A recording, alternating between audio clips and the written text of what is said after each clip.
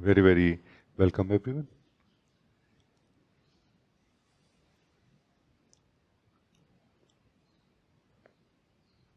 This is an amazing moment to be together like this.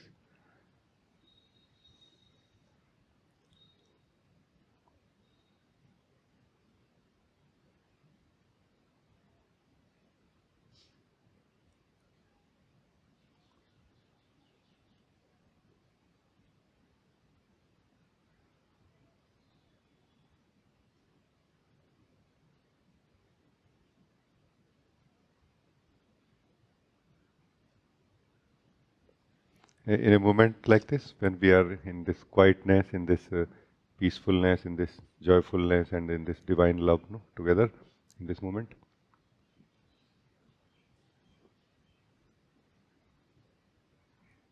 we may feel that there is some other which is reacting to me, which is trying to do something to me, and I'm trying to respond back. There is no other really here.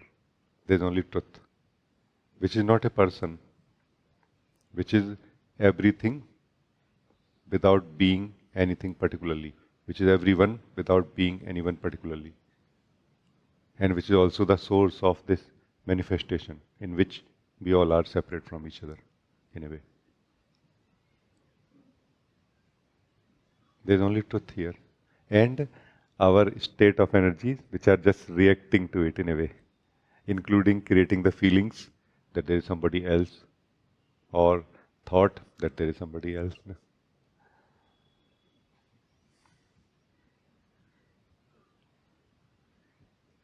However, there is nobody. There is going to be somebody else always, as long as we are a somebody. No? Being a somebody, like a separate self inside, is the way to remain separate from that which is called truth. No? The, the one truth.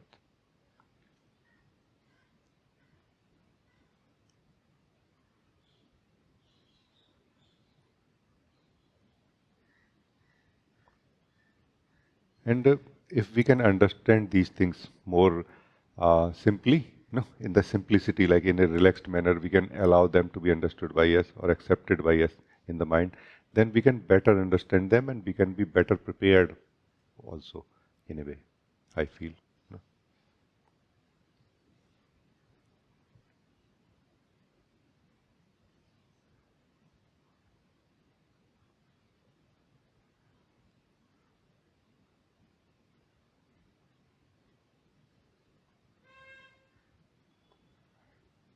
When we, in a moment like this, if I invite you to ask that who I am, there are all chances that we will not really ask who I am. We will ask a question in thinking. We will just use thinking for asking this question.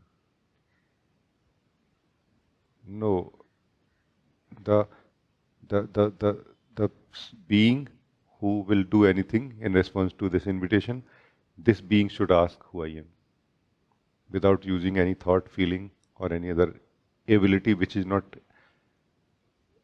totally internal to it. No? So, like this, if you can ask right now who I am, you will be surprised actually. It is going to be such a joyful surprise. It's a joyful surprise. It's not a struggle who I am, oh my God. It's such a joyful surprise, like, oh my God.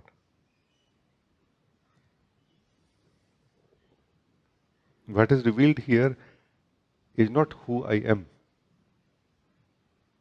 First, what is revealed is that I am. Beyond doubts, beyond processes, beyond spiritual processes and efforts, regardless of whatever I am doing, I am. Like our heart opens up for this truth. So, if in this moment you are feeling interest in asking this question, who I am, then you ask this question, not your thoughts, not your feelings, not your mind, not your intelligence. Then you ask this question yourself, who I am. Not your body mind asking this question, who I am, but you are asking this question, who I am. Because it is certain that I am.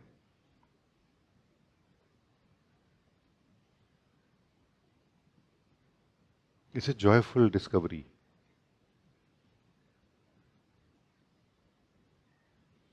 Very, very joyful actually. Because it is a discovery of the certainty of our existence, first of all, that I am. It is certain that I am. It is certain in all the conditions. In all weather conditions, this remains truth, that I am.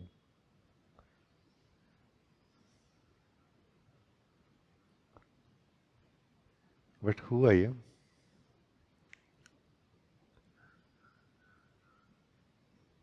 Who means trying to be very, very clear about my truth. Not accepting the truth about myself which I have known so far. Allowing myself to know more right now, who I am. Putting aside everything that I have known so far about myself and not using that right now in this self-wonder.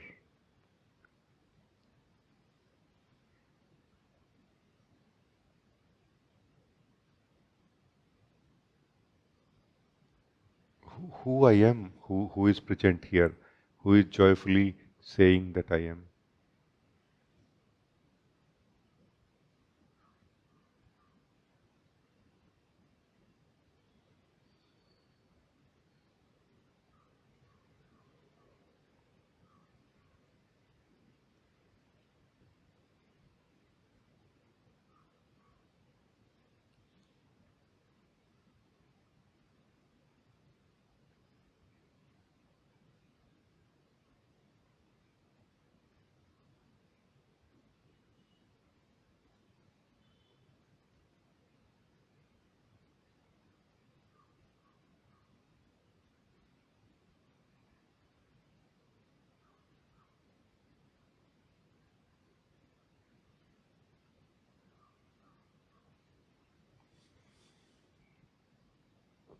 All the questions, confusions, effort, which is originated from the restlessness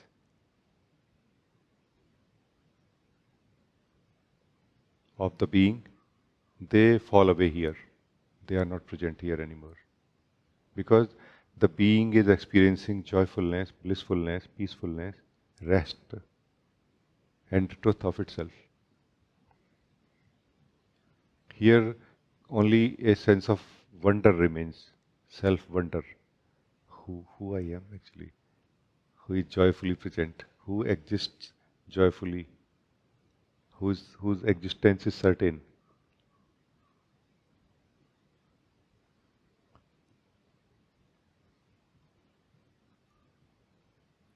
It's a joyful self-awareness, not a stressful self-awareness. There is no goal in future for which we are trying to be self-aware. No, being self-aware is the goal. But right now, the joy of being self-aware, who I am.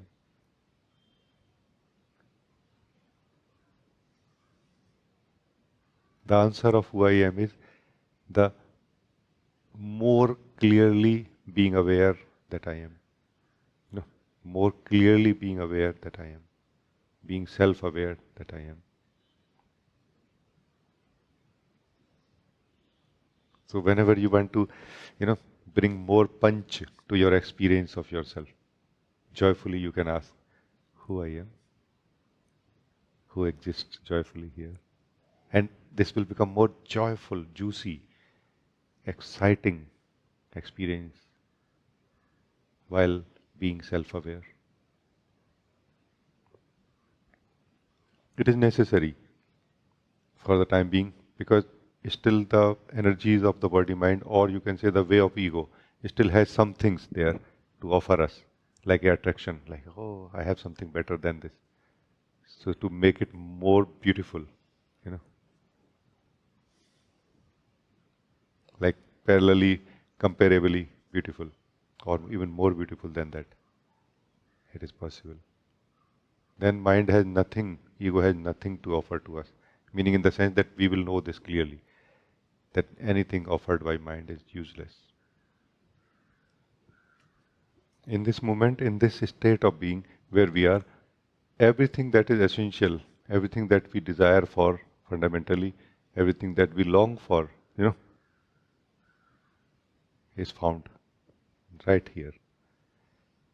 Here we have the truth of who we are. Here we have the bliss, the joy that we long for also.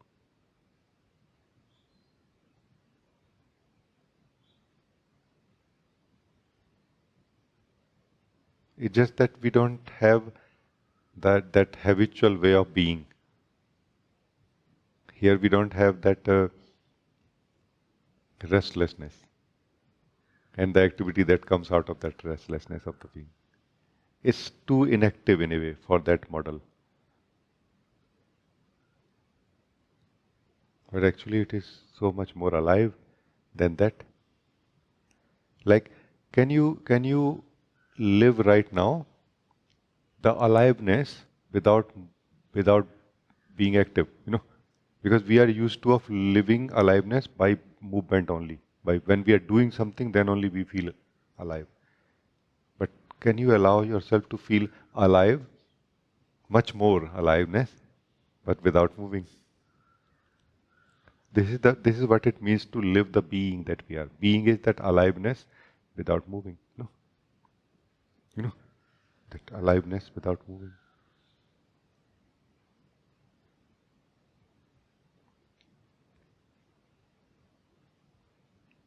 So it's just about allowing right now that, hey, that which I taste a little bit through lot of movement of my body mind, I'm tasting it without moving now. Much more deeply. That same truth, same being, same joy.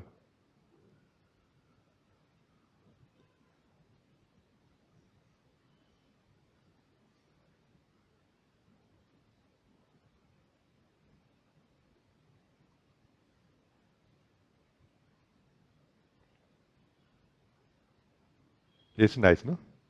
Yeah. It is very beautiful actually. If we can approach it more simply like this, like we all are approaching right now.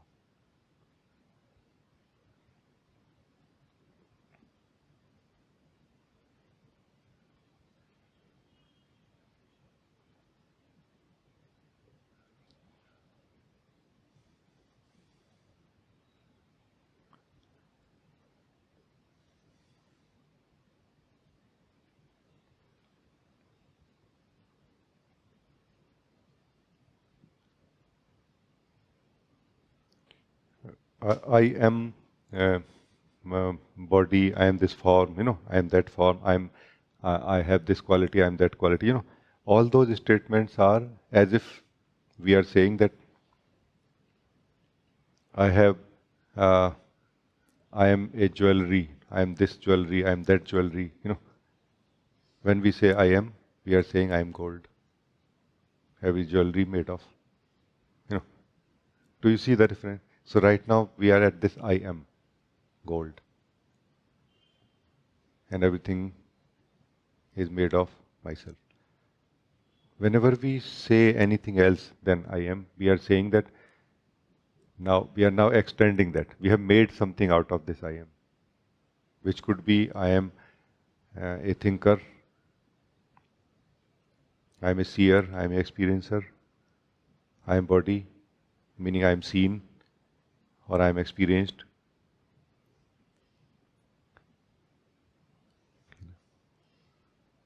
Right now here we are remaining as undivided one being, which is but not has not become anything yet. The pure, the true state of being. No. We are in our original state of being here, and we have not become anything yet. We are choosing not to kind of not to support the habit of going out right now.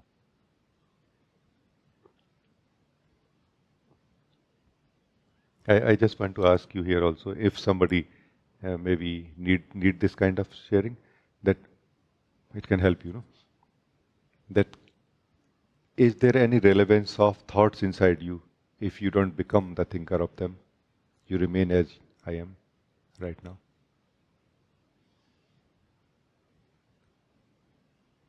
They are absolutely not only useless, but they are actually not there anymore for this pure I am that you are. They are just not there anymore. Do you see how you, the pure being, create a thinker out of yourself and thoughts? Do you see, beloved, your power? Do you see your flexibility also?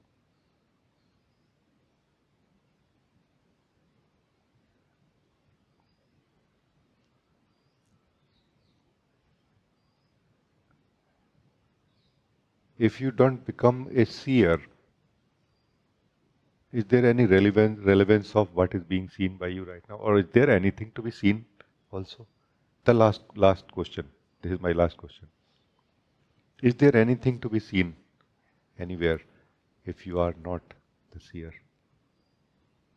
If you are relaxed in the state of being, I am only.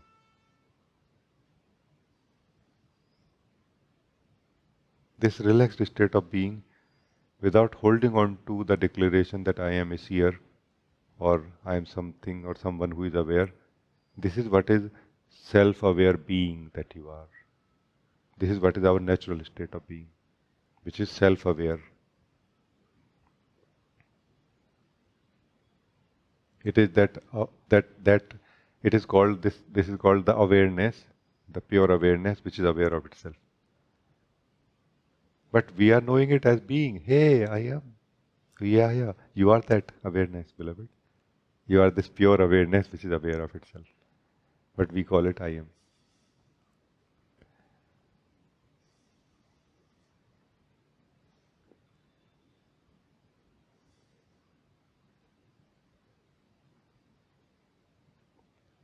So what can take you out of yourself, out of this I am? Let us, in the last part of few minutes, let us try to examine this. What can take you out of this I am? First of all, not being familiar with the truth that I am, not being clear about this truth, what I am, who I am, not being acclimatized of it, like we have not developed a taste for it yet. That's what also takes us out into the old way of being.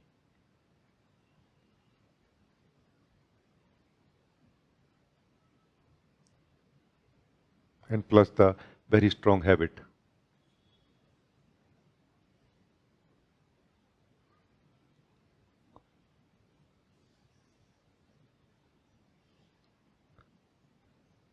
As long as the thinker and the thoughts are separate from each other, there will always be some thoughts which will be a threat for the thinker, beloved. But when you know thinker and the thoughts are one thing only, they are made of myself. They are made of my movement. When I move, thinker and thought happens. Then you will not feel threatened by anything that happens inside, like this. Meaning any thought that happens inside, we will not feel threatened by it then. Because any thought that is happening inside me right now is either I am thinking, meaning I am the thinker, has created that effect inside me, inside the mind field, or any past such movement of the pure being that I am has created those effects inside me.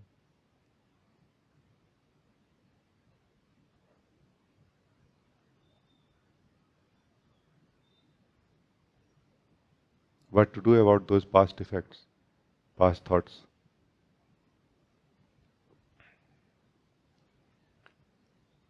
We go to eco valley. There are some places called eco valley.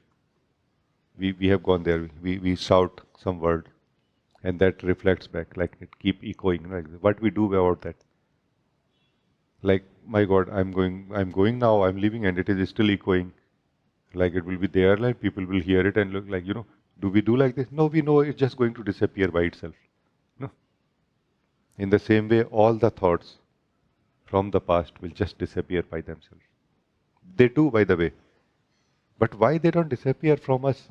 Because we keep giving them life. That's why. You know. Like if we stay as pure being, I am, and we think freshly as and when necessary, where we know that yes, I am thinking what is necessary. Not only those thoughts, those activity of thinking will not give any life to the old thoughts, but also these thoughts will not survive after thinking. They will just disappear in the emptiness after thinking.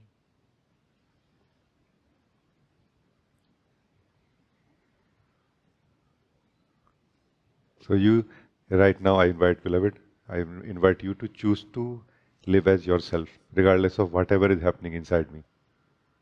All of that is going to come to silence, to emptiness, to the being that you are. It will all be broken and converted, transformed and merged into the being that you are only. If you learn to choose to stay as I am, as the being.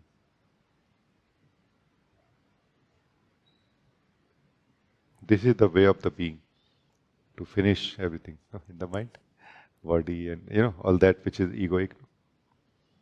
This is the way of the being. So thank you very much for joining this. It was very joyful to explore and to live this truth with you.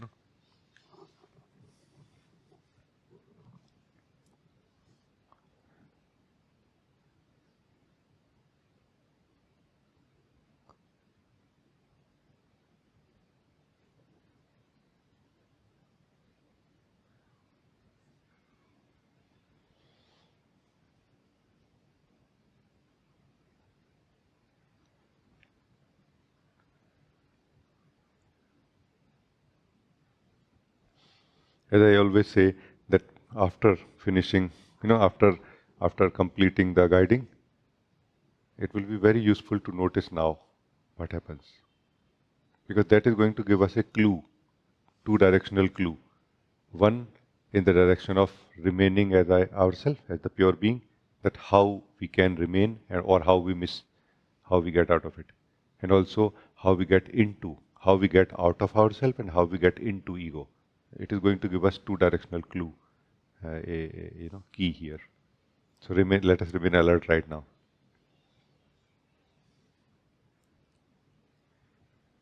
Because I'm not feeling right now in me that I'm out of that guiding or out of that being. No. Are you? Just check. Just check.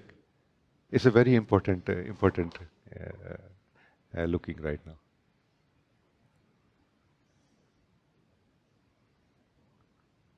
And it does not mean that the thinking or the activity of the body is not here now. It is here now.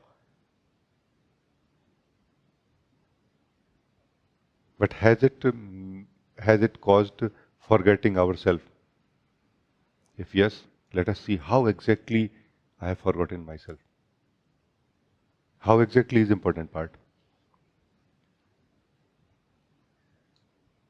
Like as if there is a certain criteria, acceptable criteria, where we declare, okay, I'm not living as myself anymore. However, there is no time when we are not ourselves. No. So this option we don't have, that I'm myself or I'm not myself sometime. No, we don't have this option. We are ourselves all the time. But we declare that I'm not myself now. I'm not living as myself now. How and when we declare? There's a very individual, local criteria being lived within us. And looking right now, we can become clear about it. We can become conscious of it at least. That why I declare and when I declare that, okay, I'm not living as myself anymore.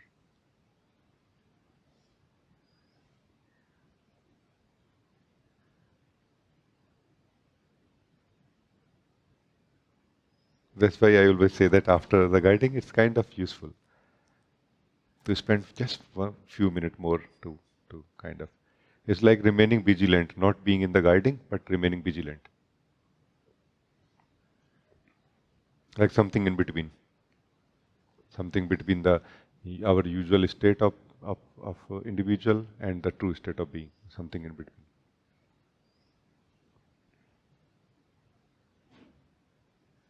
So very good, thank you, beloved. And anybody, if you want to talk, you are welcome.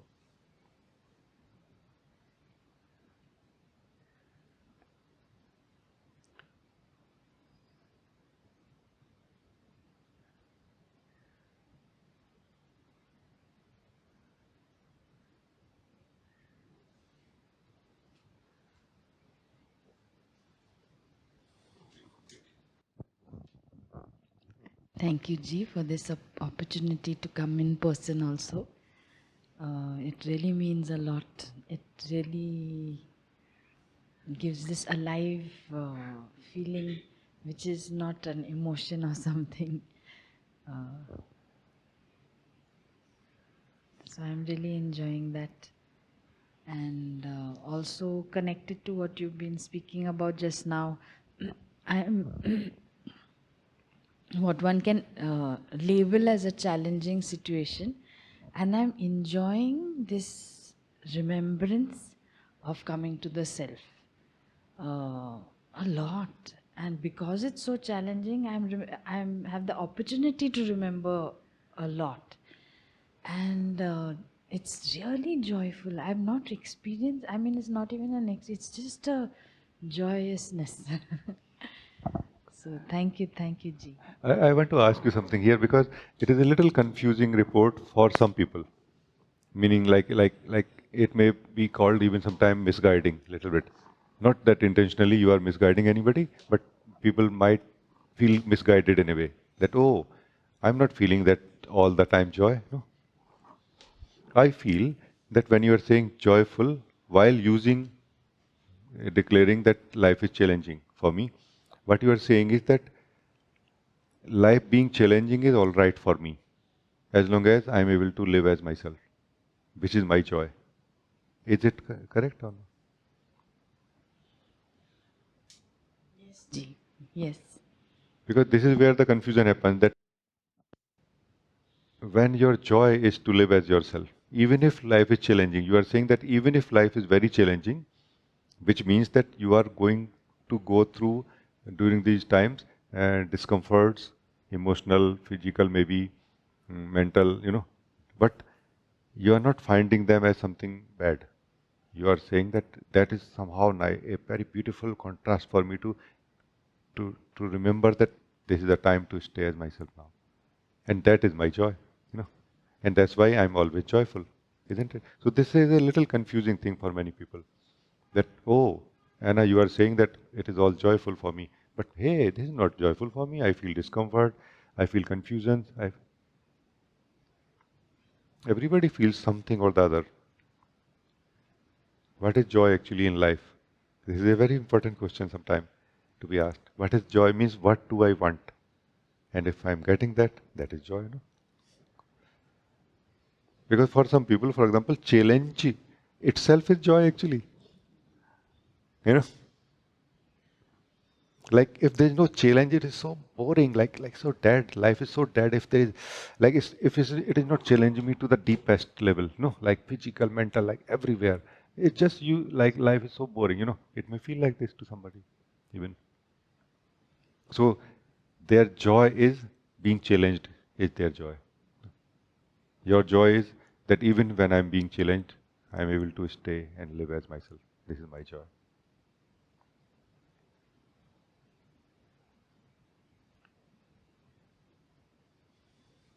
That's why it is always very important to ask what is my joy of life. No? And if we can focus on that, we can achieve the joy in our life. No?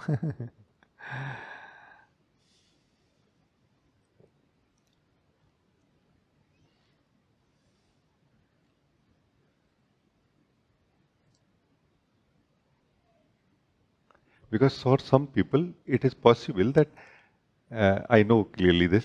in my experience also, that living a non-challenging life is very boring, and only living a challenging life is joyful. But it does not mean that it is same for everyone. Some people maybe already have got enough tired, or kind of now they are bored of being challenged also maybe. So for them some other way. That other way is being clear. What is my joy right now? Hey, my joy is to just stay as myself. And then here in satsang, it is very possible to look what is in the way. Like what is stopping me from from going for my joy of being. That hey, I just want to stay as myself. There is most probably going to be some confusion that is stopping us.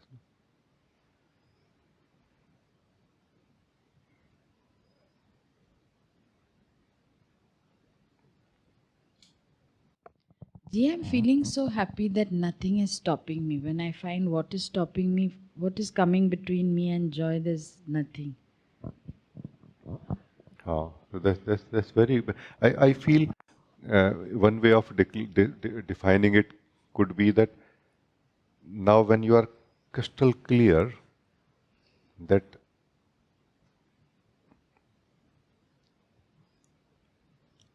I have 100% yes for truth, for myself, and for this joy, then nothing will come in the way, because things don't come in the way as if they pull us. Things come in the way as if they are there, have a potential of distracting us. Not that they are actually nothing is pulling us actually. They have a potential of pulling our attention at the max. But through the attention, we are pulled into it also then. No. So in that way, they have a power to pull us. Not that those things can really have some magnetism. They can pull us. So, but now when there's nothing inside you divided in the direction of decision to, declare like clarity that I want to stay as myself. Effectively, there is nothing inside you which can pull you or finding it challenging. You know what I mean? So our unverified or unconscious attraction results in being pulled into things which we call distractions. No? When we are choosing to do something important like staying as ourselves.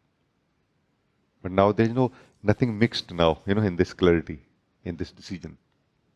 That refinement is very important. Refinement of our decision. No?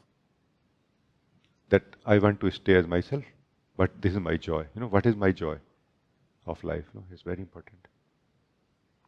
Joy of life and joy of being are not two things really in this way. Because if it is, then that joy of life is egoic only. And I don't support that at all. I am totally against it in a way. Like that is being unconscious. Joy of being and joy of our life when one. That is being very sensitive towards every being also. We cannot harm anyone now. We are so full of love and kindness towards everyone. While living the joy of our own being also. So I think this is that refinement which has happened in your case, that you're not finding it challenging anymore. I have found myself maybe just my, like the way I found myself in life, that waking up in the morning, or whenever necessary, without any, division ever, like difficult, trying to wake up. No such thing, it's just. And I found people around me so much all the time trying to wake up, like difficult to wake up. Oh my God, I'm trying to. In the morning, we are talking about in the morning waking up. No? Like even when they have to catch some flight or something, they are saying, okay, I will not eat there. I'll find something in the plane, but still they want to remain asleep for 5 minutes, 10 minutes more, like this. So what is that? I found clearly that it is, even for such a small thing, it is that not being clear about it.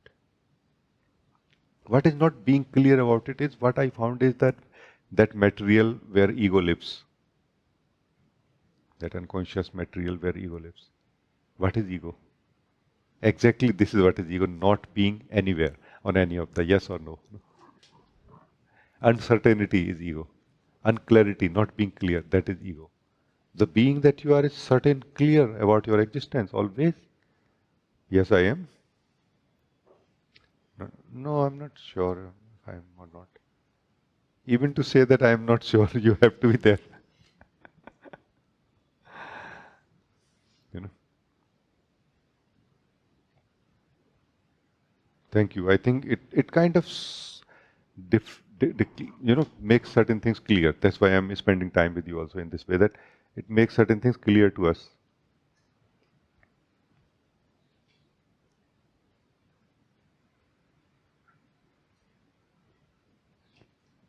Thank I like that you use the word magnetism, G. It's almost like an opposite. It isn't really like that, but if in a manner of speaking, opposite magnetism is happening where my attention does go. I will not lie, but that pull is just not like the pull that was so normal to get pulled is not there because there's an opposite magnetism, which I'm so grateful for. you. Yeah.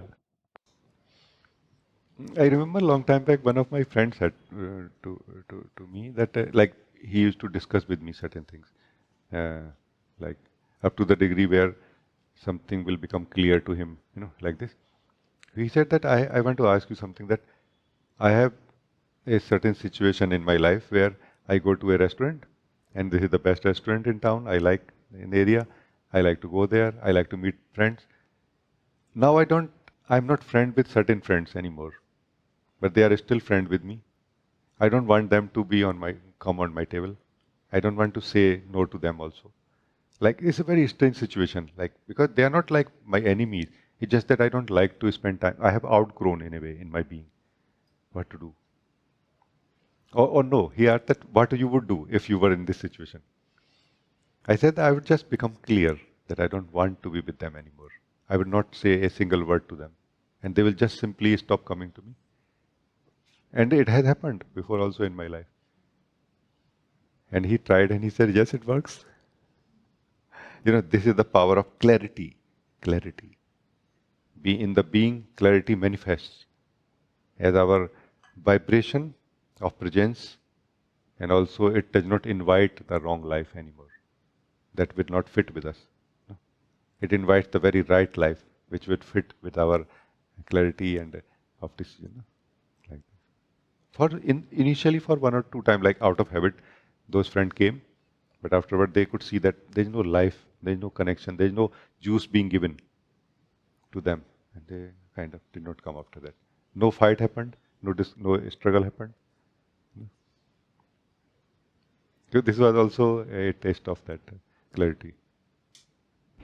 Gee, I've had this experience many times because I kept changing in my life, and at times there was a struggle. At times it would just fall away, but in the end it would always fall away. And now I always feel like I haven't reached that stage where there is no other, but it's almost like others, we are just who are in each other's lives. It's more like we are all in service to something which is happening. It feels more like that.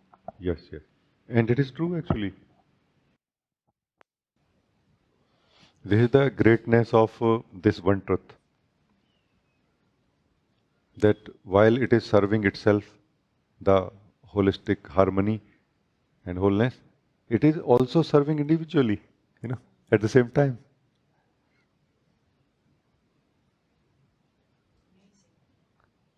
Isn't it?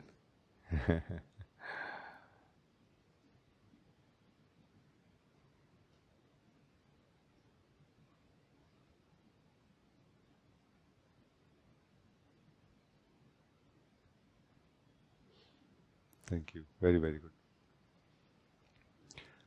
Uh, Manu, you want to talk? जी नमस्ते जी जी I want to report about this after guiding ji ji it is like this shifting happens when I allow me to move, and also this is very subtle, but if forgetting happening, only then this is happening. Meaning you are saying that I only kind of go out of myself in a way or stop living my truth when movement happen in the thoughts, feelings, and a forgetfulness happens. Yes. So this forgetfulness we should explore very clearly. You know, this is very important part of self-remembrance. Self-forgetfulness is as equal or even sometimes more important part of self-remembrance. You know, that what exactly it is. Because self-remembrance is something so natural and joyful that initially we will not like to really so much become aware here while we are joyfully who we are, staying as who we are. No? So we have less scope of being conscious there than we have scope now of being conscious when we forget ourselves. No?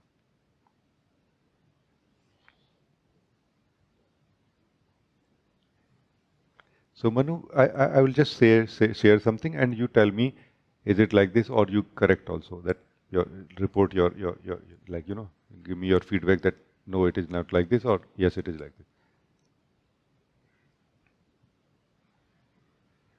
When you forgot yourself or when you forget yourself,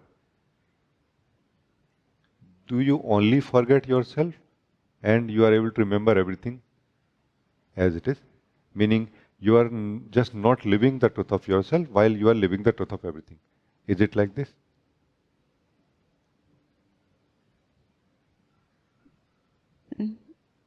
Ji, no, ji. It's like uh, झपकी आना जैसा. Like you have you took a nap, you went into a light sleep like this you are saying, which means that so are you saying that that time not only you are not living your truth but you are also not living truth of anything? Are you saying that? Ji, yes, ji. It uh, it is like this. Ji, yes. Like everything is changing that time. So this is something important and fundamental clue that when we forget ourselves or when we remember ourselves, no, in both the times, the whole of life is different for us, not just part of it, in the same ratio. So are we meeting life from self-remembrance or self-awareness, and how much? How much is also important here.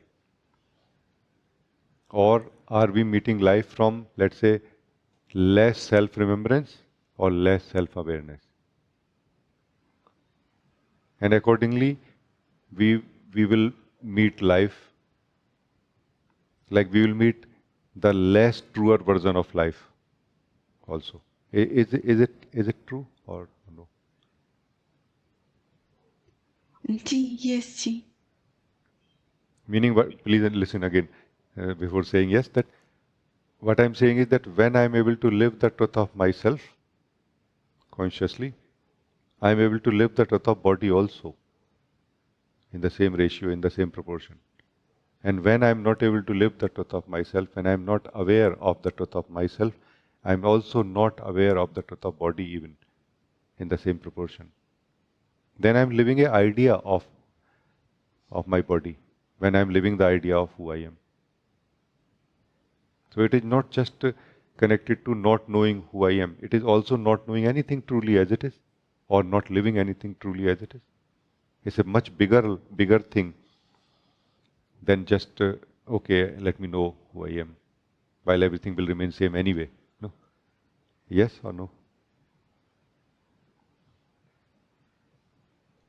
Ji, yes, ji. Why we are going through this discussion and questioning because mostly we are not aware of it. Meaning in the mind we think that knowing myself is one thing, while living life is going to continue same way. No, it will not.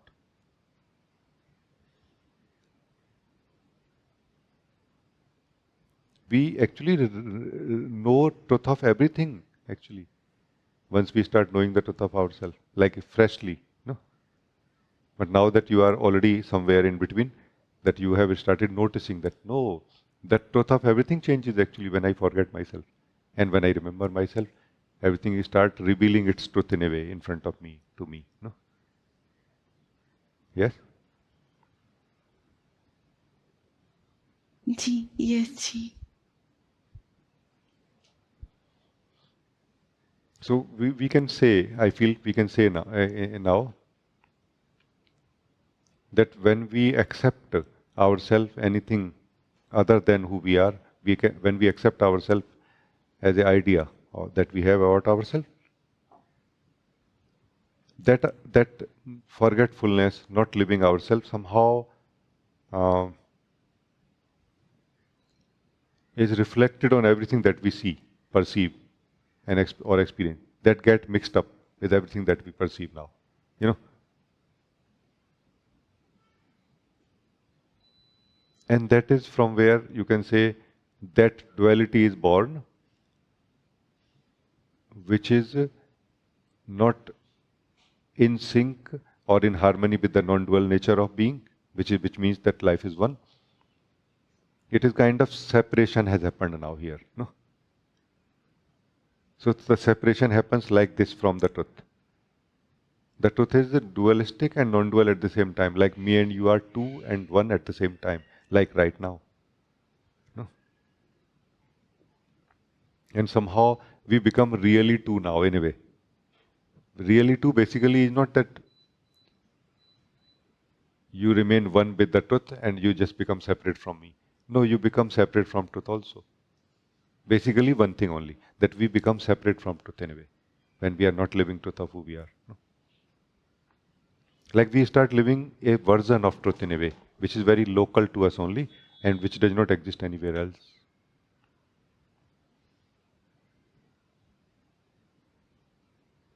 It is also correct, this conclusion which I am sharing now. Ji, yes, ji. It is very much clarity is happening.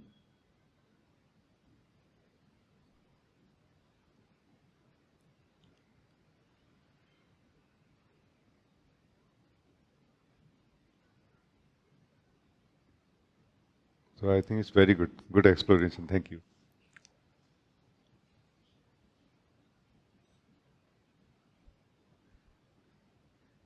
Thank you so much, ji.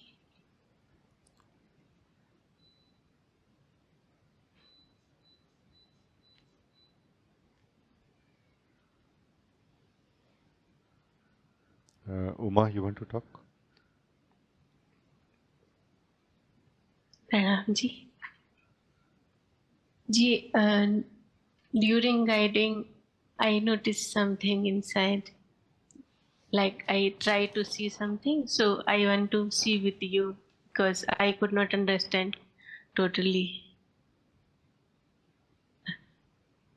Mm, you are sharing wonder who you are, like, so it was not like question, it was like uh,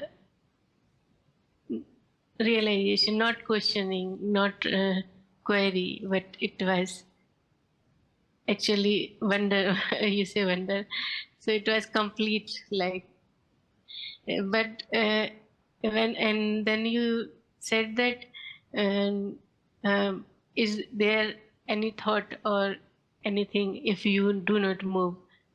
And when I was totally in this wonder, then no thought was there, but I felt interested to see how I move actually, what happens when I move, and what it means actually means.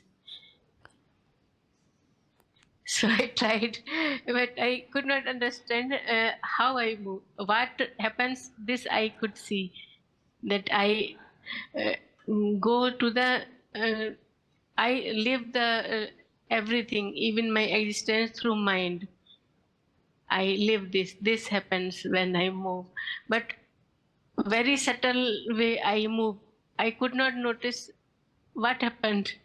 So this I want to see with you. Uh, all the truth is actually immediately available to all of us all the time. There are no special time when certain special truth is available and it is not. No, so that time that truth was available, but right now also that same truth is available, whole of truth. But now, right now, actually, mind and body is also functioning, meaning you are functioning through body mind. So we have the more expansion or kind of comprehensive range of truth right now to be verified. Yeah. So just check that are you not yourself right now? Are you not living as yourself right now? That's what I mean when talking to me. So you are saying, yes, I am living as myself when I'm talking. So now one thing is clear that you are living as yourself. Now from here, how you are able to speak, or when you are speaking, are you moving? Check this also right now. And like talk to me and check while talking that am I moving when I'm talking?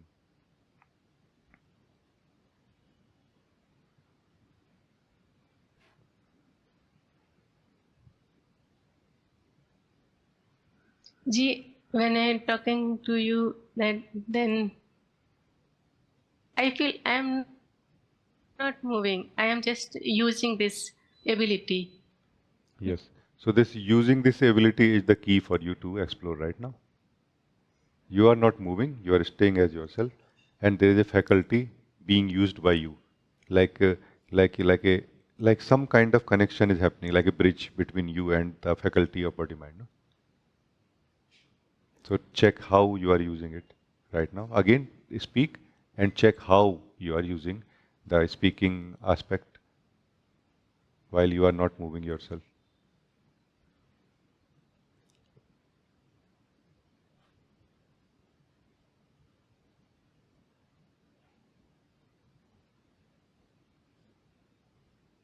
This is very interesting.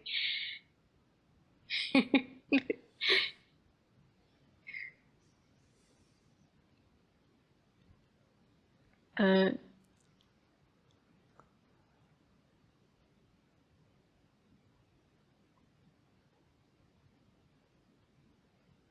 how I am speaking.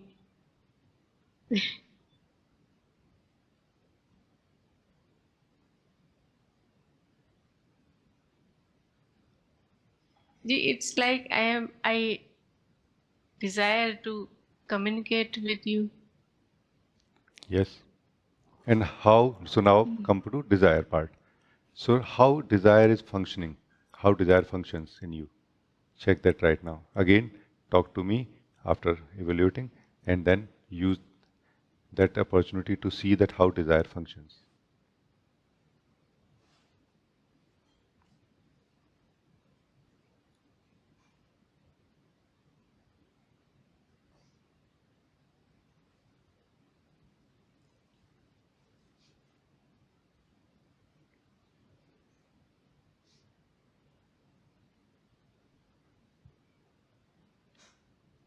It feels like when I desire, then my this my moving aspect, like this aspect from which I am communicating, this got activated. When I desire, this gets activated. Yes. So I feel we have come to quite close, to the clarity. Deeper than that, I would feel you should yourself explore now. After that, right now also and later on also. Internally, you should check now while doing anything. That how I move, how I do something, what happens, including walking. Like you can later on, no? Later on you can just sit somewhere, enjoy your being, continue staying as yourself. Then desire to move. or walk, then walk, and then see how the walking happens. No? And this will become clear end to end. It will become clear, no? End to end. The action and the being will become clear. In between is the desire. No? Action, desire, and the being. No? It will all become clear.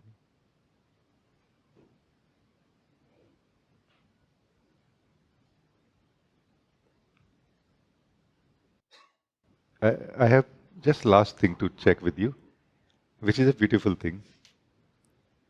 Very beautiful, actually.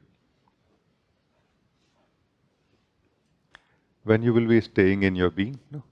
In the joy, in the truth of your being. Is there anything which can move you without your will?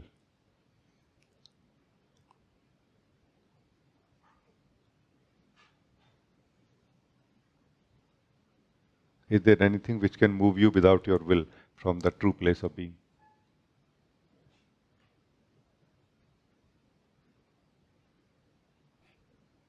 No, Ji, I don't see anything because this is totally uncomparable, blissful to remain in my being. So if nothing can move you from the place, from the truth of your being, then next time when you move, don't blame your mind, life situations or anything for it. No? Know clearly that you have chosen to move. No? Just find out why you chosen to move and why you are not happy about choosing to move now. Just resolve this into a joyful one truth. No? Then when you will move, you will be happy to move. And when you will choose not to move, you will be happy in not moving. No? Then you will not experience suffering ever, whether you move or whether you don't.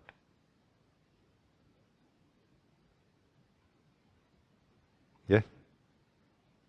Thank you. It's very good. It is clear.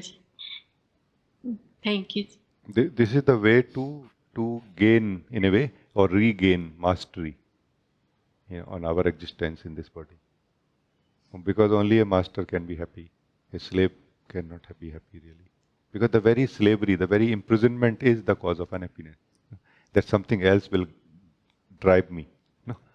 Now the mastery that nothing will drive me, or nothing ever drives me. This is the declaration, mastery of our existence in this body. You are not going to be master of everyone. You will be only master of yourself. No? Of your own tendencies of mind, body, ego, everything. No? But now is your time. So start claiming it now. No?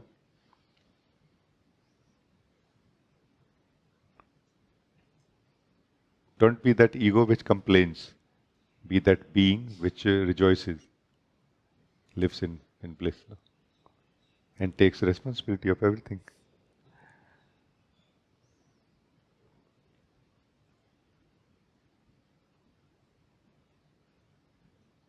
I think it's very good. Thank you.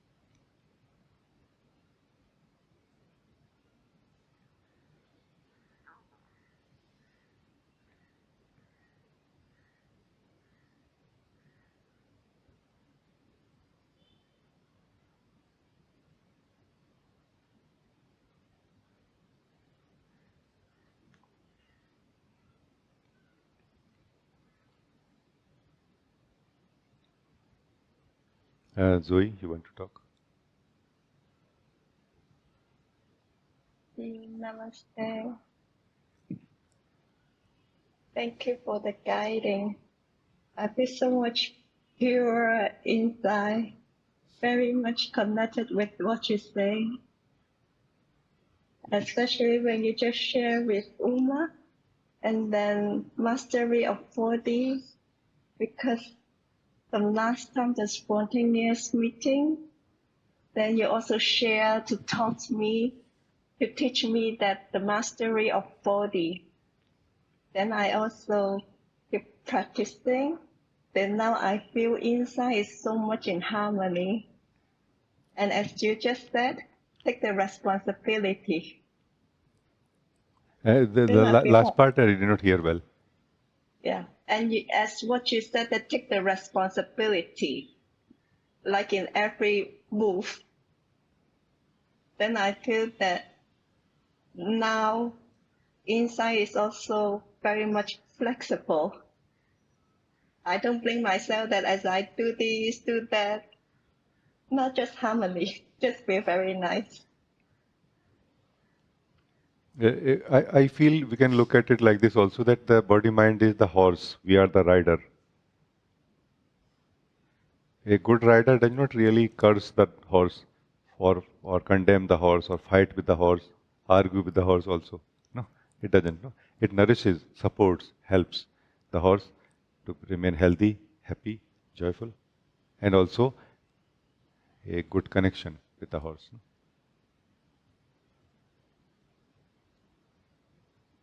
But just imagine that the rider is very asleep, like deeply asleep, deeply unconscious, that it has forgotten that I am the rider and it is the horse.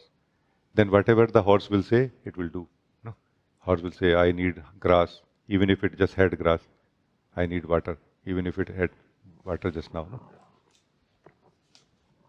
And when the rider starts waking up to the truth that I am the rider, it is the horse.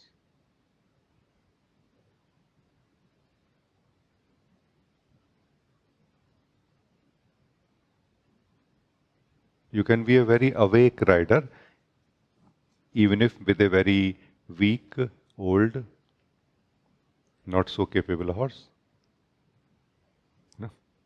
And we can be a very asleep rider, even with a very healthy horse. No? Do you see? A awake rider is it's the joy of the awake rider is guaranteed, regardless of how is the health of the horse. No? The destiny of the horse is not the destiny of the rider.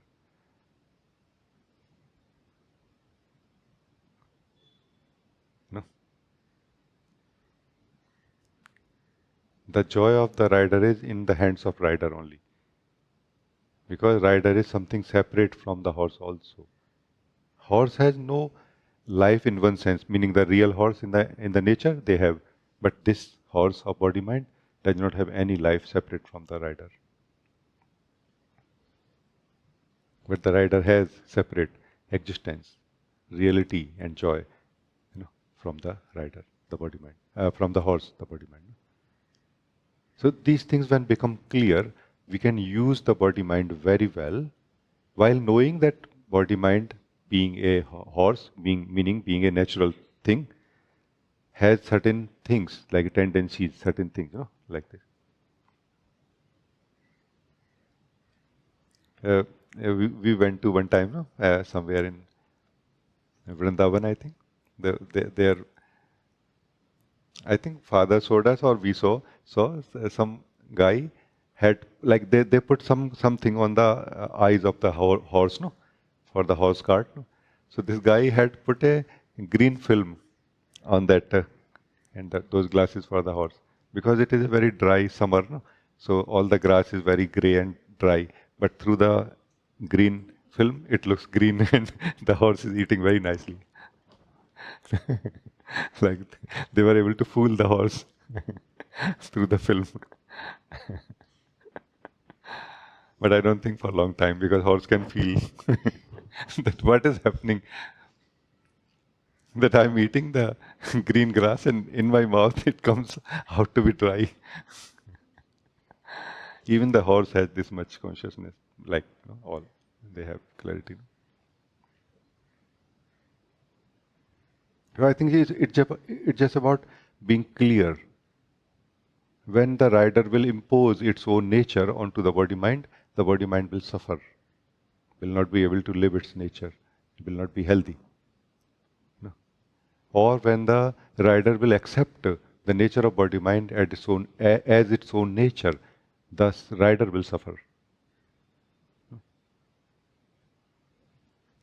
Only when the rider lifts its own nature and it let the horse, the body-mind, live its own nature without being the slave of it. No? Zoe, this is the thing.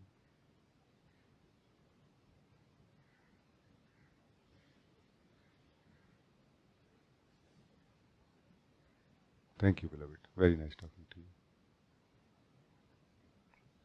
you. Right now inside is so much love and joy. Even listening to you, like every word is love. So But beautiful. I feel now listening to you, every word is like love. It's so much enjoyable and beautiful. yeah, Thank you, Ji. thank you, thank you.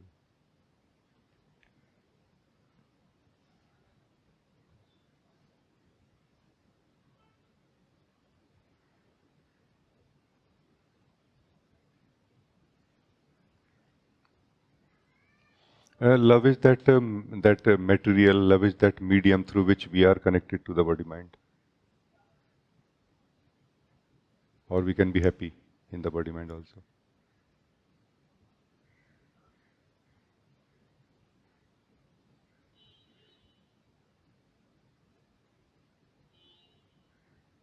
No? Very, very good. Thank you, thank Thank you so much, Ji.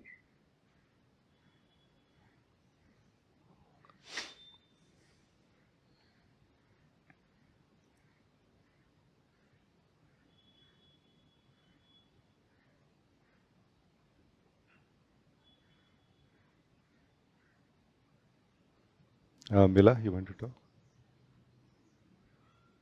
Namaste. I just wanted to share that I feel it is such a beautiful meeting where I'm able to connect in all levels of myself, if I can say like this. What I mean is that I'm able to connect in this kind of silence, and it is very comfortable. Like it is not something where I want to run away. And I can connect through what you share with other participants, and I'm able to live and explore it very easily without moving from that silence place. And I'm able to see also how it is functioning when I'm exploring this.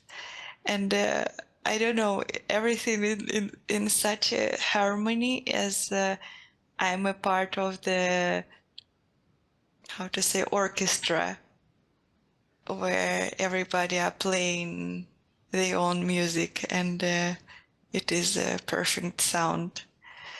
And I can see also this concert and listen to it. It's a very beautiful exploration, a very, very beautiful expression.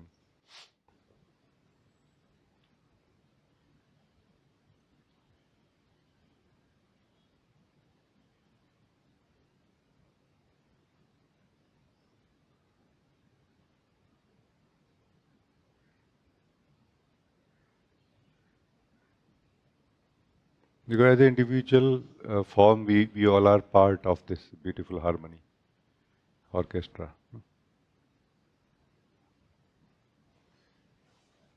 And beyond that, we are the center of it in a way, the being of it, which living in everyone.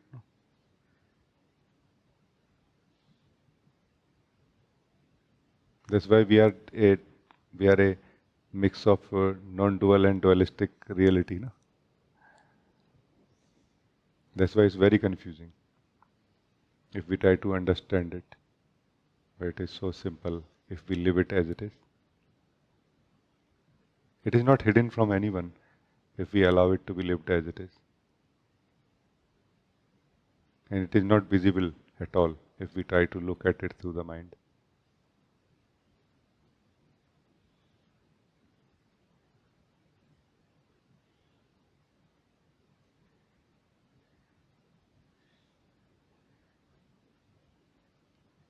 The whole process of projection onto the reality, it starts from the point from where we are looking at everything. No, that point is I am myself. Once we become clear about in the living of I am, no, when the purity of living ourselves is there, then that which was reflected is reducing, like thinning away, no, less and less there, and the reality is revealing more and more, no, of everything. Like we are able to see the other. Oh, you are also there in the orchestra. I was just wondering who was playing the violin, no, because there was some violin somewhere. I know I was not playing. Now we know the other also.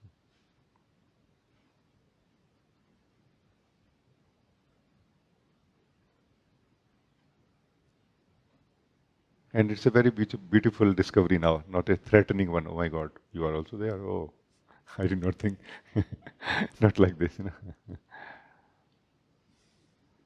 No, it's a joyful, like there is a great gratitude felt that, you are also there. How amazing.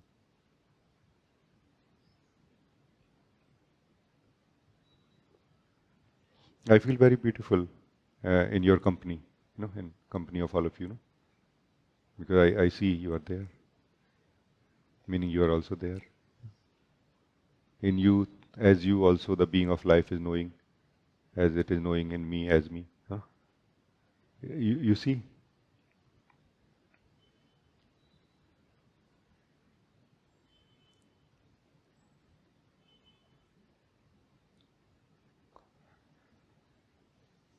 It is beautiful. Thank you.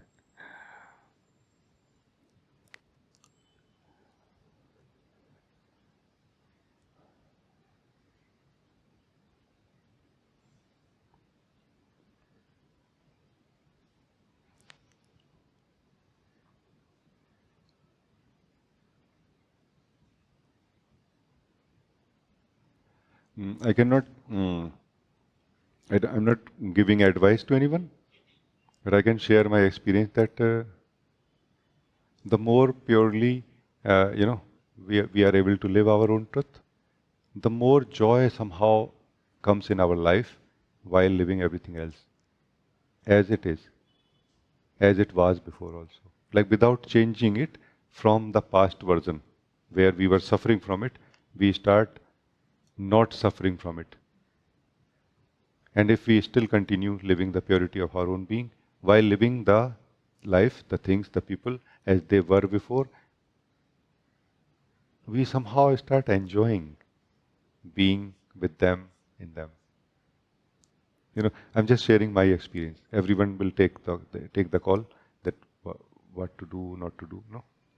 Like change the life or not, change the situation or not. But my experience is like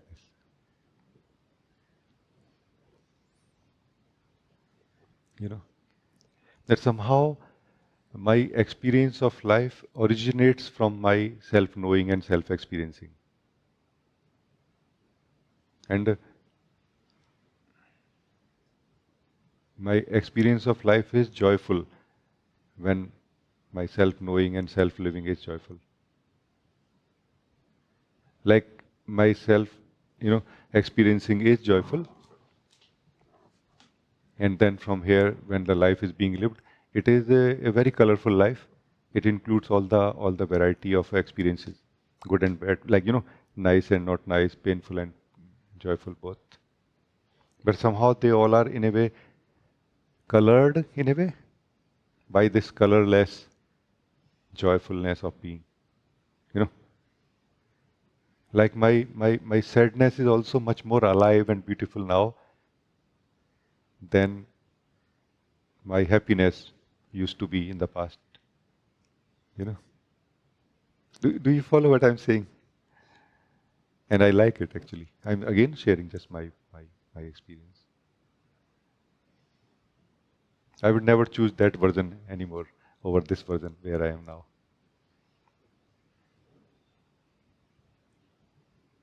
Where I'm able to feel the pain of anything much more deeply than before.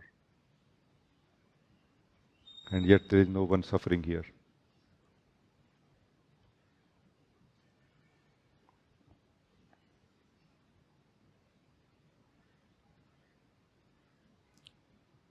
Just something. Thank you.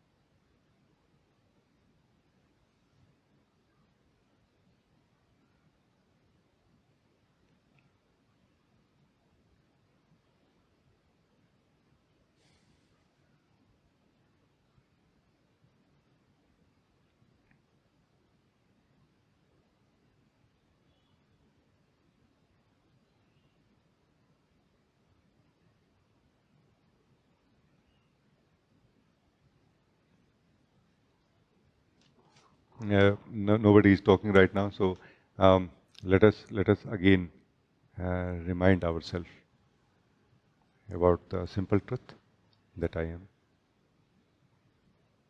which is the most important thing to be remembered,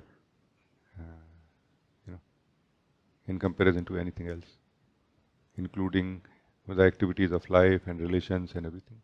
What happened in the past and what will happen in the future, or what is happening in the present. Most important than all of it is to remember that I am. In such a way, remembering in such a way that we are able to feel our existence more deeply than before. Every time. Like right now, that we are able to feel our existence more deeply than before.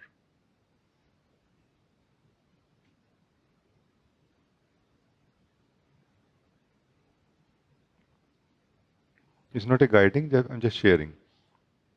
You know, it's not a guiding. I'm just a feeling to share something, and to talk also. Mila, if you feel like asking anything, or like sharing back anything also.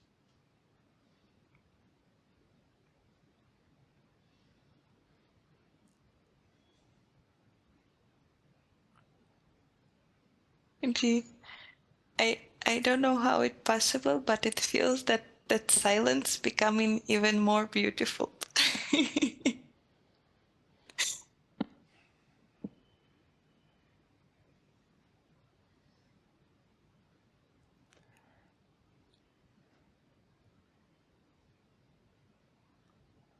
Why, Mila, it is important to live the truth of who we are, truth of ourselves, this truth I am.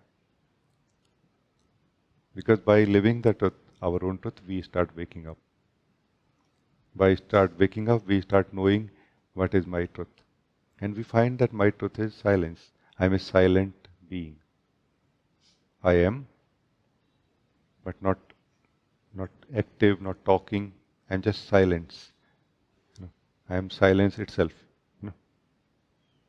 Not that there is someone who is silent here, I am just the silence.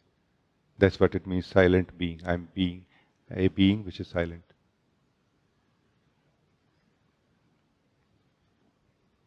And slowly somehow it is discovered that actually everything is made of this silence.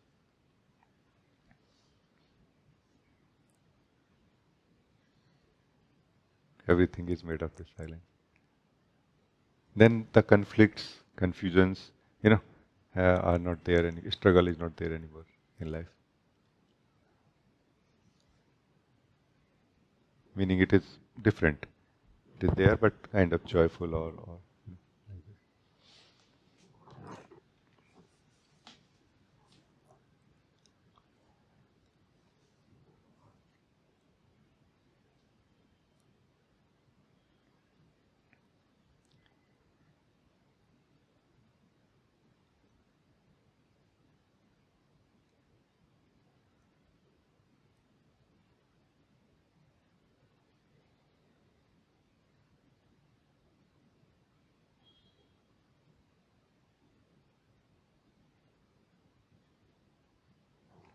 Uma, you want to say something?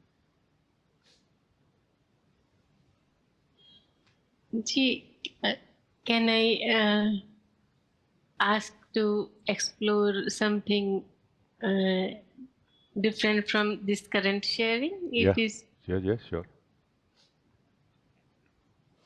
in previous satsang and also in one of spontaneous meeting satsang, you shared about conscious experiencing, and it is very much helpful for me in everything, not in experiencing but in exploring, in living my purity.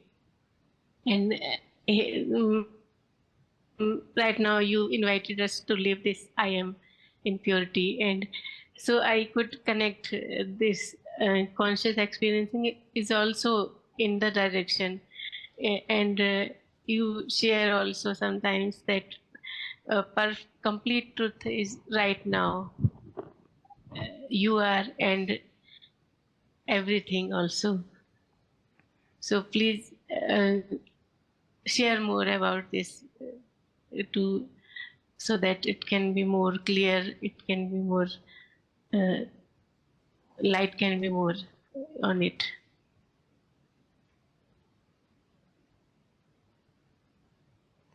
At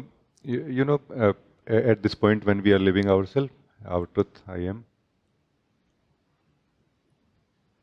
we also have something called past, in the mind. So that past basically is not just a collection of memory of what happened.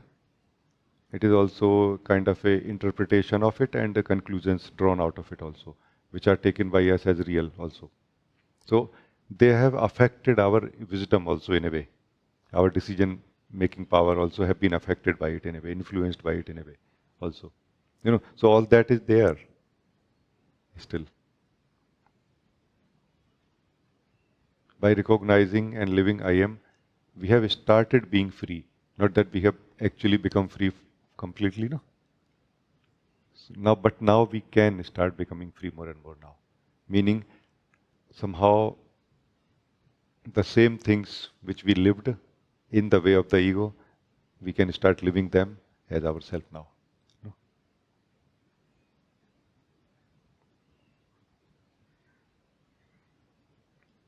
So when we continue staying as I am, while experiencing anything, meaning focusing, being very clear that the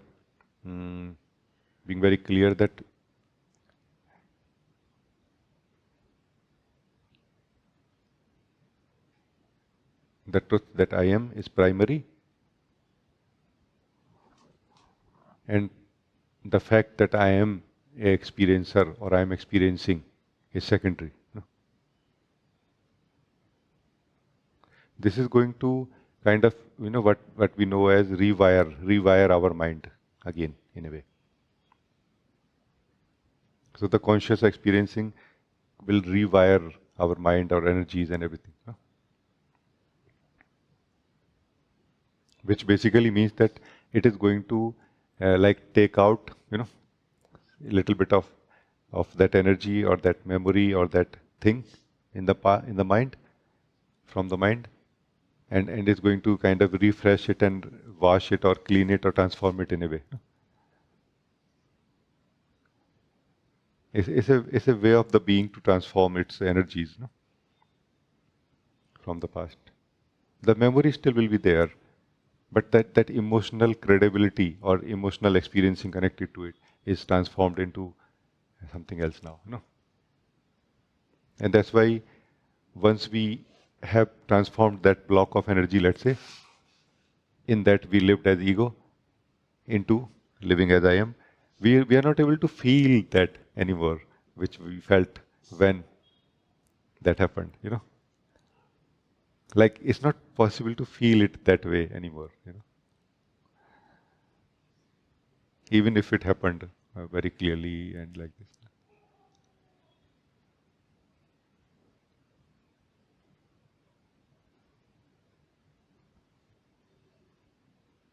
So what happened? What happens to us, the being? Definitely, by default, has a mechanism of being recorded like a memory, imprints. No, but it is also a lot dependent on the acceptance of the being. Like how deep the imprints will go depends on the being also. The more conscious we are of I am, the more somehow we are full of our own light of being. We are full of our own truth, and there is no space for anything to go inside us. Now the memory will remain in the mind only. It will not go deeper than the mind. Now actually I feel our mind will start recording the facts first time. You know?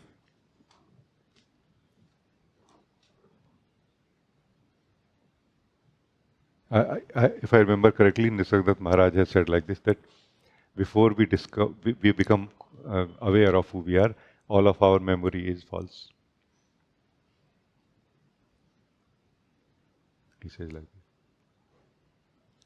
Because it is not only the recording of the facts, how events happened, it is also the commentary about it. What happened, who did what, who was right, who was wrong. All of this is also there.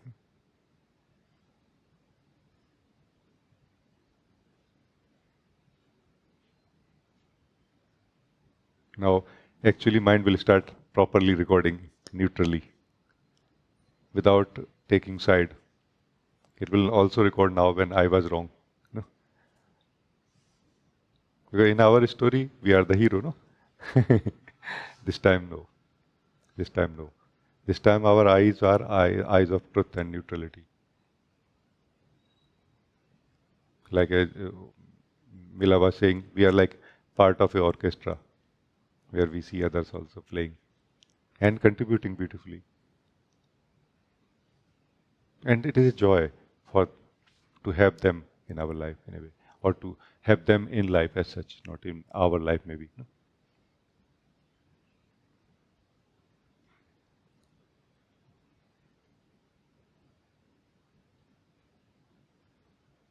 So this conscious experiencing in this way, where I have shared, it's a way of like it's a way of being. Like it is a beginning of that we start living as ourselves now, the whole life.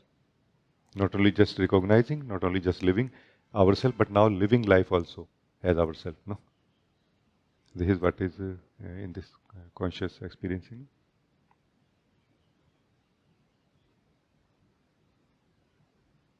And it is going to be a joyful challenge.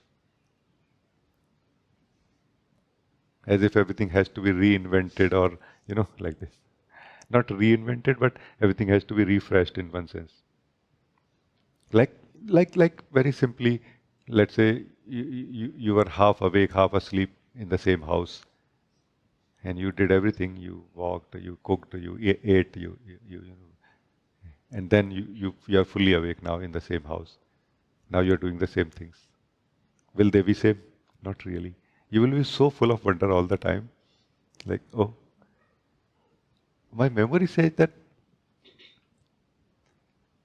there was a, there was this thing here, and your current experience will tell you that no, it's actually not.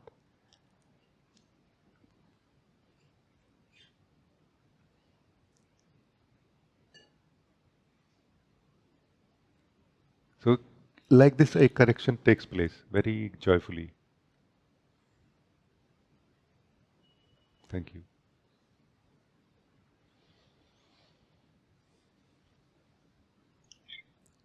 See, one more thing I noticed in this while in this conscious experiencing, that before it was like I was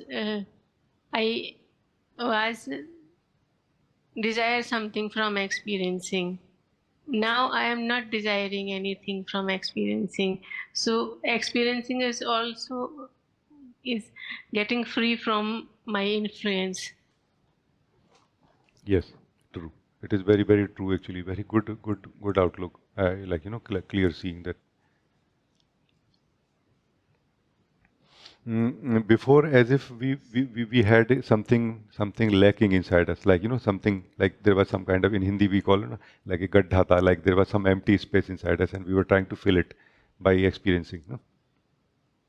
We were trying to fill our emptiness through experiencing, and it is said that this emptiness inside cannot be filled for two reasons. One, that initially it is imaginary emptiness. When we are not living ourselves, we feel something is empty inside me.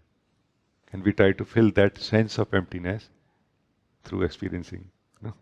And it is not possible, because this emptiness of not living ourselves can be filled by only living ourselves, not by experiencing anything else. No? The second reason this emptiness cannot be filled is that we don't have emptiness. We are a empty being. We are just empty. Being, but empty. Like there is just nothing inside us. In the essence of being, there is nothing. And everything of our body, mind, and everything of our life is made of who we are also. That's why everything tastes exactly as how we taste to ourselves. No? Once we start living ourselves beyond ego, nothing of the body mind will taste ego very soon. Even the normal things of body, mind, life, activity, they will just taste as exactly as how we taste what we taste when we taste ourselves. And if it doesn't, then some correction is still needed. Some purity of being has to be lived by us yet, and some misunderstanding about ourselves has to fall away still. Yeah.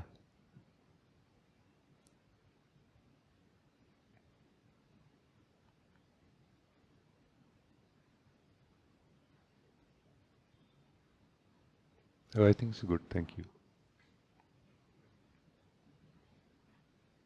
Yes, Ji. This is so good. Thank you so much.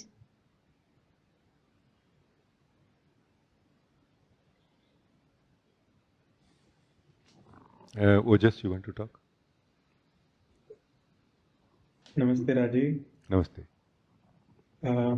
Just wanted to come in front of you, share some updates. Over the last few days, I've been spending a lot of time in sadhana, whether just sitting or reading or walking, listening to certain things, and just trying to live more and more as myself as I am. And still a lot of thoughts and a lot of identification with mind, and certain times of the day it's easier, I think, as you suggested, like too early in the morning or after sunset it's a bit difficult, although the place where I'm at, we have sittings, but it becomes it feels like the body has become dull, and it's harder to be attentive of the self. And just one question came to mind, like um, when is effort required and when is effort not required? Like when is it effortless, and when to be vigilant? Because sometimes your guiding has been that be completely relaxed. Sometimes I feel that to bring the attention back to I am and away from thoughts and mind, some effort is required. So if you can just put some light on that.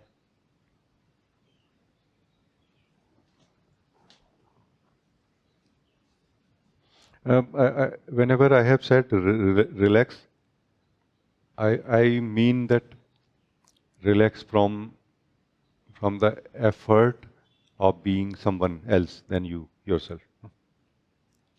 Let go of the effort of being someone else or something else than yourself. That is what is relaxing, if at all. I have said like this, but mainly what I am saying is that relax in being self-conscious, that I am, that I exist. Relax in being the truth that we are, that you are naturally self-aware.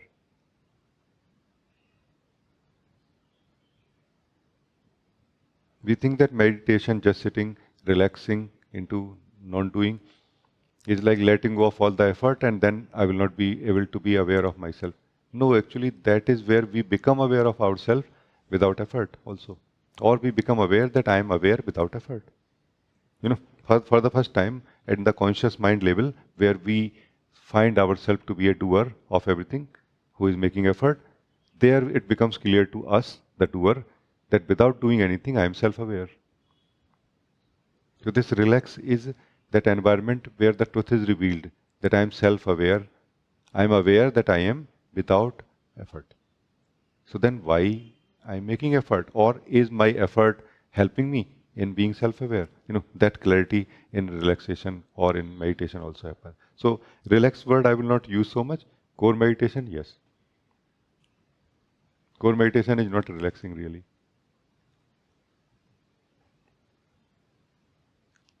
It is more letting go of the effort without going to sleep.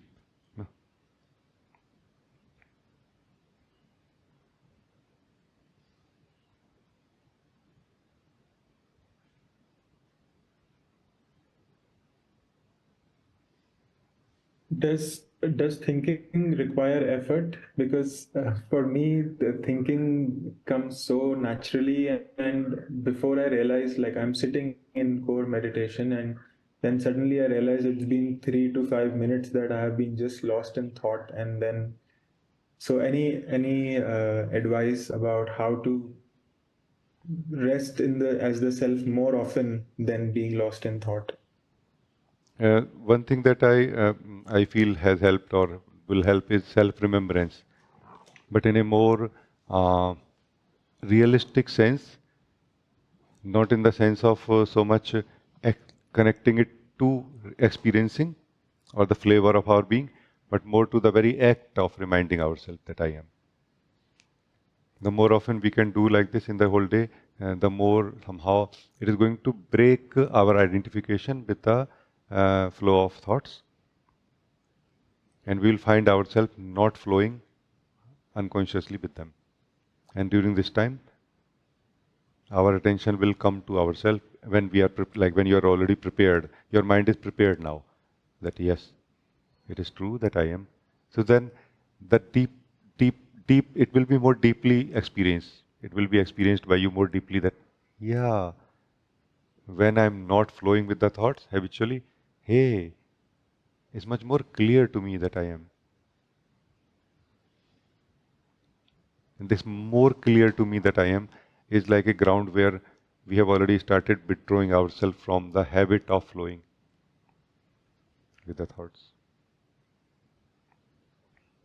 Yes, Ji, it is already happening little by little, and I will keep going.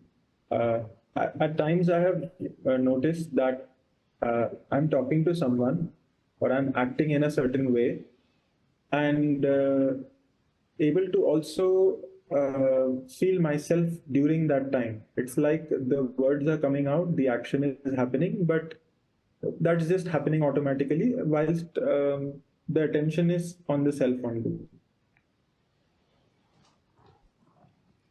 Uh-huh. So basically, the body mind is functioning by itself during this time, based on whatever it has learned so far, no? Like how best to respond to that situation during this time, while you are more keeping your focus on yourself. So this is nice, no? Meaning, if you feel it is good for you, it's very nice. I don't really say that we should start such things. I always like to separate the doing of life or living of life than meditation or satsang activity. They become one, but organically, internally, existentially. While we try to make them one, we dilute our focus and effort from the one. That is, focusing on ourselves. Generally, this is how I found. So I don't suggest anyone to mix these two things. Even if not able to talk to anybody during that time when we are focusing on ourselves, is much better than to be able to talk to people while keeping a little bit of focus on ourselves. Like that is not a bad thing, you know. But what happens is that our mind is able to declare inside us, or we accept at the mind level that I am staying as myself now. Then the possibility of deeply staying as ourselves has been closed for us in a way, or will be ignored by us in a way, or will not be accepted by us in a way also. So it is fine to feel that, yes, I am gently, like part of my focus is on myself while I am talking or doing things. If it is your sadhana, if you find it useful, it is fine. But always spending special extra time for just staying as ourselves while not doing anything else. That is going to make this self-remembrance deeper or more clearer or more, established like this. Also. And then in turn that this is going to make self-remembrance in the daily life easier also and more effortless also.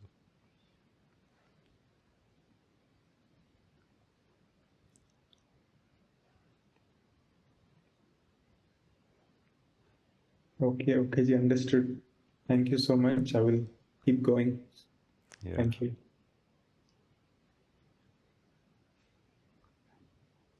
Because the sadhana is that effort that we are making to know who we are. And it is very important to understand what are the challenges here. What are the regions of failure also here? How we fail here. No? Everybody, every one of us is the self already, and always. Then why we need effort to know ourselves? Have we thought about it? We need effort or sadhana to know ourselves or to stay as ourselves because we are effortfully not staying as ourselves. So to highlight that effort of not staying as ourselves, we need a effort at the same level where we are doing that effort. Like a counter effort is needed. No? And that counter effort should not be done in the way we are doing that effort of staying as the ego. No? It should be done in a different way, with more consciousness, with more cautiousness, with more care and dedication or devotion or how to say, commitment to it than usual way of doing things in life. No?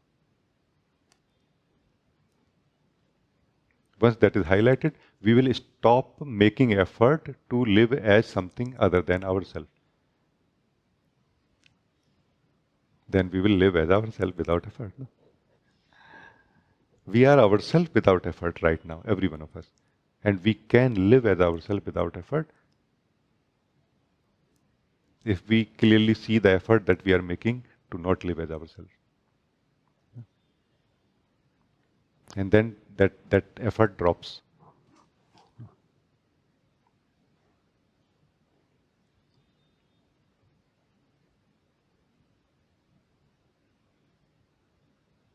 ego is being maintained 24 hours a day. Who is maintaining it? Who is maintaining it? Is that ego? No, not really. The self that you are is maintaining the ego 24 hours. Just be conscious of it. Then it will not be ego in the sense that it will not be called the self or the false self. You will be the self. It will be activity of the body, mind, life and everything. Like it will be reduced immediately to that what it is. And you will be revealed to what you are, the vast being, true and always existing.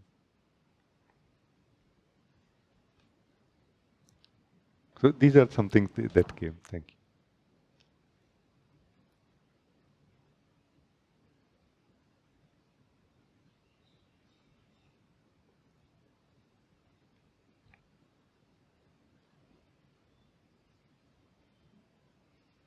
For example, in the ego state, we cannot be total, truly total in some anything. No. Generally. Or not for a long time at least. No. If we can be total for in something, in doing anything, for continuously for quite some time, no, it is impossible to live in the ego. Because to live in the ego, the same one who is doing anything need to keep maintaining the thought that I am doing it. The feeling also that I am doing it. I felt good, bad, I did this. No, like that the experiencer, the doer has to be created, lived, maintained by the one who is doing everything. But if this one who is doing everything start doing everything totally, it will have no energy to maintain the doer. No? This is the very simple thing. Somehow I am really trying to communicate this simple truth to if it can be understood. So if you can do anything totally, the truth of who you are will be revealed, while the doing will continue perfectly. Perfectly. Better than before, of course. Because total means more of you. More of intelligence, more of mind, more of abilities of body mind.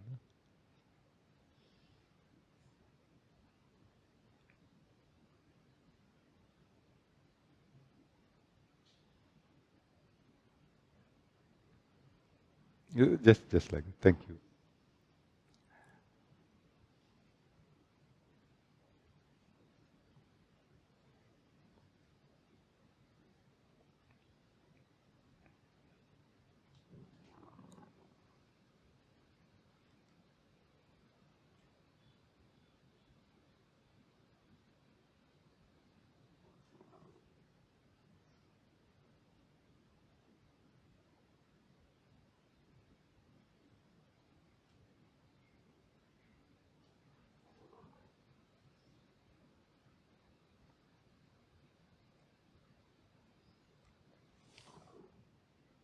Manu had written something. G, it is happening like dissolving in a way where I am not ending but becoming more, while becoming less, like a crystal of salt is dissolving in ocean. G, may you please share something about it? Thank you very much. Yeah. We were talking about this statement today.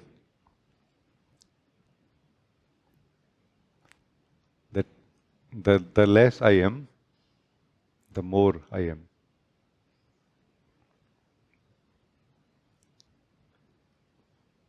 This is, I think, what you are saying, no? Like the less I am as what I have known myself so far, the more I am as what I am truly. No?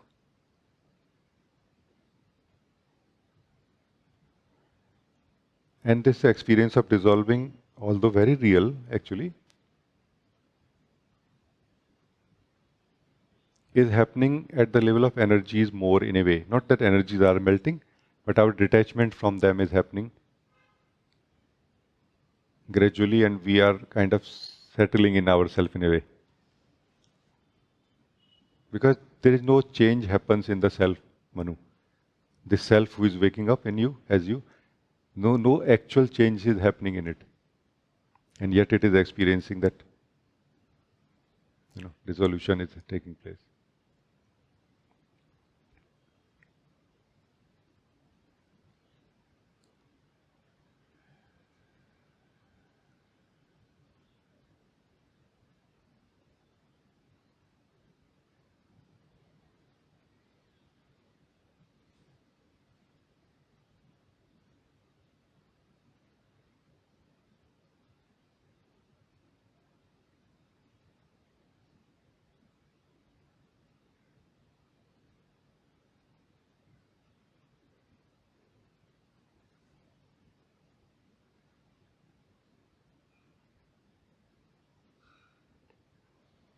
But here you, because you are declaring that I still am, I'm not going, I'm like dissolving in a way, but I remain. I'm not ending. This is very good.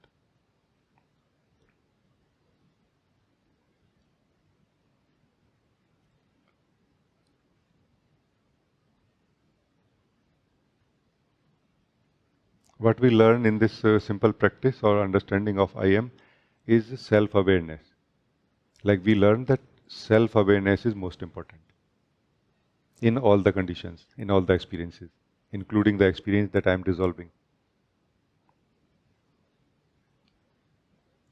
And Manu, there are times, and there are beings also who have also reported to me also, that they don't like to maintain the self-awareness. They'll just want to dissolve completely and disappear. No. What they are saying is not that they don't want to have self-awareness. They are saying they don't want to have self-awareness as the separate self or as the false self, as they have known themselves now. No? Do you see? So self-awareness is common. It is in the true self also. It is in the false self also. It is in the separate self also. There is a difference. Not of the self-awareness. So the truer the self, you can say like you are where you are no right now, the truer the self, not that the more self-awareness is here. No, the less knowledge is here of the self. That's why the more value is given to the self-awareness. Like it is said that mind is not here, means the self that you are is not dependent on knowledge of the mind for yourself.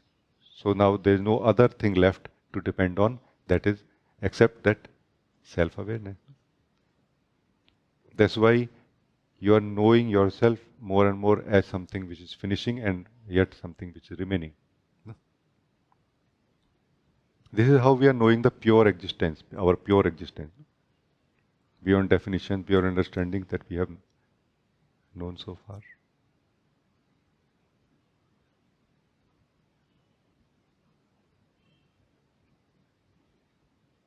So even when we say person means I am a person, there is self-awareness. But self-awareness given no value, like no value at all, in the person. And value is given to everything else. Everything else which is mind is saying and which is defining the self also, who I am. Indirectly, of course. As an individual, it is like a half and half. We have value for the mind and knowledge of the mind also, which is affecting us and we are not noticing that it is affecting us. And we have more deep and clear self-awareness also that I am. Beyond it, there is only pure self-awareness. Like dependency of the self to know itself is given to the self-awareness only, to no other awareness of the mind. Do you follow what I'm saying? It's a simple process. This is how the drop is falling into the ocean. What is the drop in this case? The self is not the drop. Awareness of the self-awareness is also not the drop. It is something else. No? That something else is the knowledge in the mind and the belief in that knowledge. No? Meaning knowledge about ourselves. No? And do we have knowledge about ourselves, by the way? And if we had knowledge about ourselves, why we would ask a question, who I am? We don't have knowledge about ourselves in the mind, and we are not aware that we don't have knowledge about ourselves in the mind. That is what is highlighted through asking the question, who I am.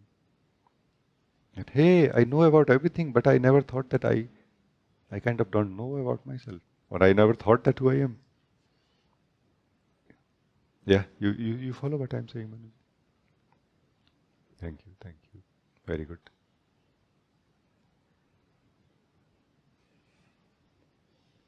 I think it's very, very good meeting. Very, very good time to be with all of you, beloveds. Thank you for joining today. Thank you.